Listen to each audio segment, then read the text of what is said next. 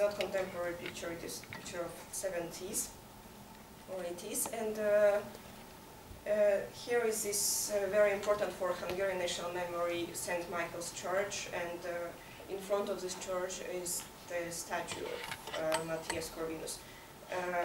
This is a statue of contemporary view and enclosed view. And what is important about this place is, first of all, that as soon as Cluj Napoka became or Cluj at the moment became a part of Romanian state after the First World War, Romanian authorities were trying to decide what actually to do with this statue, because the statue had very clear Hungarian narrative. And the first idea was, of course, to demolish the statue, but Romanian historian Nicolae Iorga proposed the better idea. The statue was still there. It was not demolished, but like historically correct memory plaque was added to this statue, which was saying that victorious in the war defeated only Edvaya by his own kin when he was trying to defeat the invincible Moldavia. In order to understand these words correctly, you need to know a little bit of history. Matthias Corvinus was, of course, known as a famous Hungarian king and a famous warrior, but he was not purely Hungarian by blood, and basically one of his ancestors was Romanian, and this memory plaque was actually this attempt to underline the Romanian, first of all, Romanian roots of Matthias Corvinus, and secondly, like first, his belonging to Romanian nation. When they say defeated only Edvaya by his own kin, it was a great battle of Edvaya, and exactly by Romanians he was once in his life defeated. And this narrative of this memory plaque was exactly attempt to mention that it was the mistake of the great Hungarian king, because he went against his own people. And this is the picture from 1940, and we see that like one of other attempts to change the meaning of the main square was placing the capital in Lviv just in front of Matthias Corvinus monument by Romanian government. Why it was done so? Because one of the important part of Romanian national narrative and national identity narrative is Roman roots of the nation, and this placement of the capital in Lviv in front of the statue meant that like this to remind the fact that the city was founded by Romans, and so like Romanians were first in this place. And this is the contemporary vision of Abramiancu Square with Orthodox Cathedral, and here is a picture from 1941. Of course, Abramiancu Square was called Adolf Hitler Square under Hungarian rule. And the main and the most important points about the reshaping of Cluj Napoka in the second half of the 20th century. The first 15 years after the war, it was a time when Romanian and Hungarian languages were coexisting in public space, and like cinemas, movies in cinemas, and shop names, everything was bilingual. This situation had changed after Hungarian spring, after 1956, after Hungarian this revolution, and because students of Cluj Napoka, Hungarian students, went in the street to to support the protests in Budapest. And after this event, the policy towards Hungarians had changed, and already in 1959 it was a very tragic for Hungarian memory event. Romanian and Hungarian university were merged. There were two universities before. In 1959 they merged under one Romanian rule. And like for Hungarian national memory it was kind of a tragedy. And 60s, 70s was a time of industrialization, and this was a time when the majority of Romanian population actually came from rural zones and also from different parts of the country, and socialist-style neighborhoods were built. And Ceausescu period was a time of attempts to reverse the traditional order in urban space between center and periphery, which meant that, of course, for communist rule, neither Hungarian main square with Catholic church, nor Orthodox Romanian main square with Orthodox cathedral was not convenient. And something had to be done with the city center, and that's why Mihai Viteazu Square was constructed, which had absolutely secular meaning, and secular but like Romanian nationalistic meaning of, and was connected with the name of Mihai Viteazu. This place was functioning in 70s, 80s. However, this attempt to change the relations in the city center, this Ceausescu's rule attempt finally failed, because just after the failure of communist regime in Romania, this square, which is still nearby to the city center, started to be like forgotten. People are now coming there, just passing by on their way to the cinema, but nothing special is going on there, and no city life, I would say. On this, I would thank you for your attention. So, Looking forward to some Professor Kastytis, welcome to. Maybe you would like to come to the stage. I don't know if you. Okay. Well, first of all, I must say it's a very good choice for comparative analysis of these three cities, because we have very similar historical past. They were under Soviet rule, and in all three cases they are historical ethnical regions who became part of larger states or even the Soviet Empire, with all influx of new population, of Soviet ideology, and of course changes had started after fall of Soviet rule.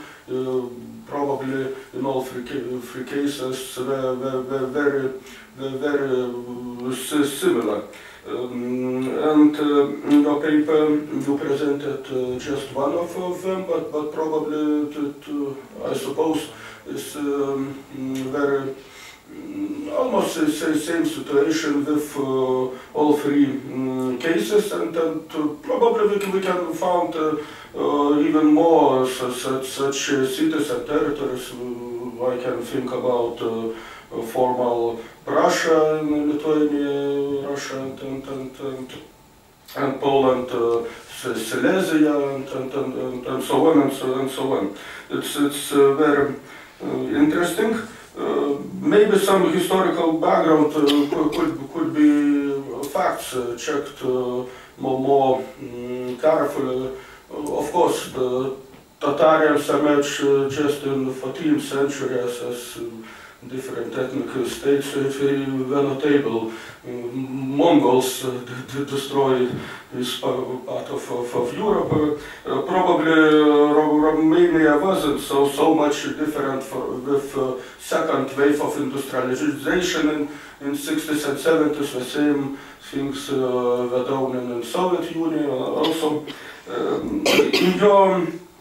In your paper, it's very interesting data collected. You are using collected from oral history project. And maybe in other parts of your PhD thesis you explained, maybe you took part also in that project. In any case, in paper you should use academical references. When, by whom it was done, how much respondents were found. But I would like to tell you that this approach is very useful for research. Of course, we can go to archives, found some bureaucratical papers, some plans, but we still using just written historical sources. We are not able to get to the real life. What people think, how do they talk. At the same time, you also use local folklore, some kind of urban legends where democracy ends and starts Romanian part of city. It's also very nice, very useful, and strongly supports us such approach, not just traditional positivistic digging into books, but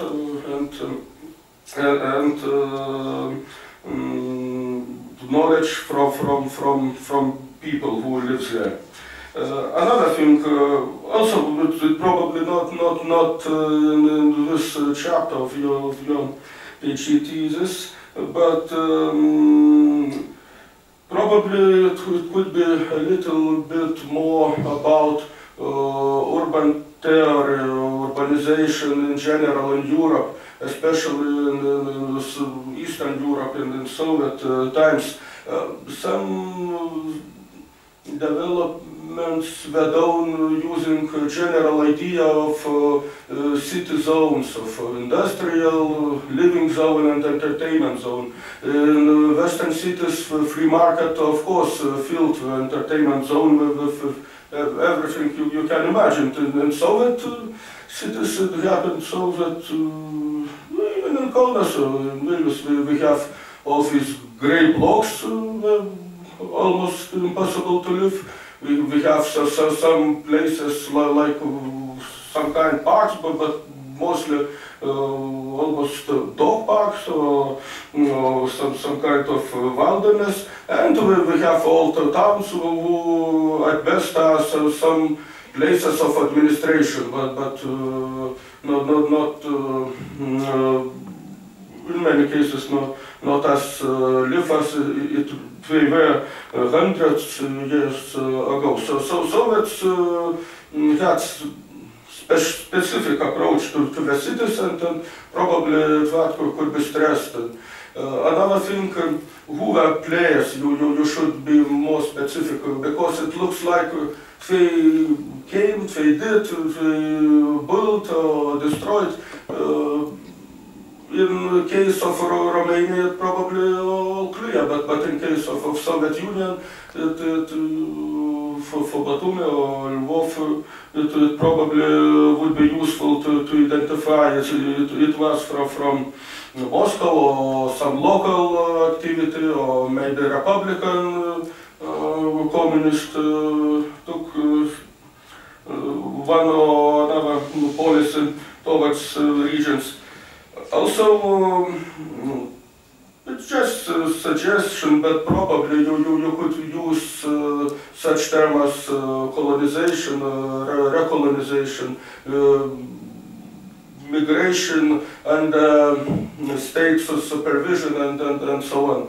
In Batumi case, it's very clear. Probably in Transylvania with Cluj also.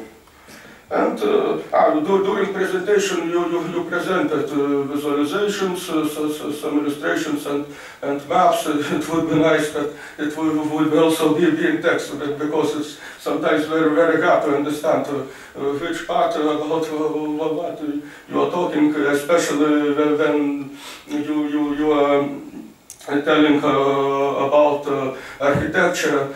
It's hard to describe the walls, how one or another building looks like. It would make your text more interesting for a general reader. And I don't know how hard it's, because of course it's language problems, but as I look through your text, probably you should use more local mass media. It also looks like, well, you of course describe it as your source, but one of major sources, but as I said, with oral history and talking to people, that would be very, very useful, not just for discussions about how to change public places or memory, but how one or another image of place, interpretations, understanding, do it changes, or it's still is from 40s or 60s. It could be very useful and very interesting. But in general, as I said, what we are doing is very interesting, very original, and I hope you will succeed. Thank you. Thank you very much for your comments. I will try to use most of them or all of them. And about your remark about media, this is clear that in this particular chapter I did not use media so much, because I will analyze the narratives in media in separate chapters. It's separate chapters.